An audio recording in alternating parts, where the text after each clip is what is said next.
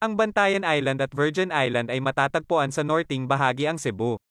Ang Layan Ruins pinagawa ito noong 90s sa isang taga-German at iniwan niya ang kanyang ginawang bahay sa hindi malamang dahilan sa Bantayan Island. Makikita rin ang isa sa napakagandang dagat at sunset dito. Maraming mga turista ang nagpupunta rito. Pwede ka rin magstay sa mga magagandang resort sa isla. Ang tubig dagat sa isla ay napakaganda at ito ang laging binabalikan ng mga taga-ibang bansa.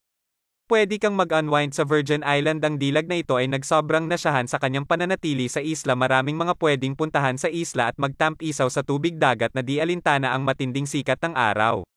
Kung ang hilig mo ay ang extreme adventure, pwede mong talunin ang mataas na turing bato sa Virgin Island at magmasiyahan sa paglanggoy sa malalim na bahagi ng dagat sa isla.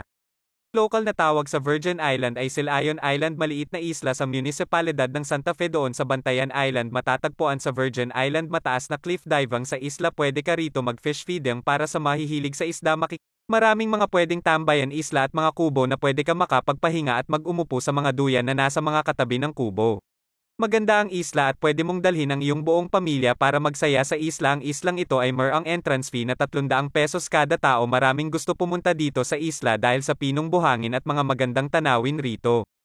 Katulad ng dilag na ito na nakasakay sa bangka na wala pang tubig. Maganda ang sikat ng araw sa isla at maaliwalas ang lugar. Marami kang makikitang mga palamuti sa isla na nakasabit sa bawat kubo nito. PWDE kang uminom sa isla at mamuni-muni sa maliwalas ng simoy na hangin. Pwede kang magtambay sa mga kubo at maglakad-lakad sa buong isla. Maraming mga tao sa buong isla pag nagpunta ka nag-weekend. Marami kang mga tao na makikita sa buong isla pag weekend. Ma-enjoy mo talaga ang pananatili mo sa islang ito. Panoorin mo pa ang iba kong video.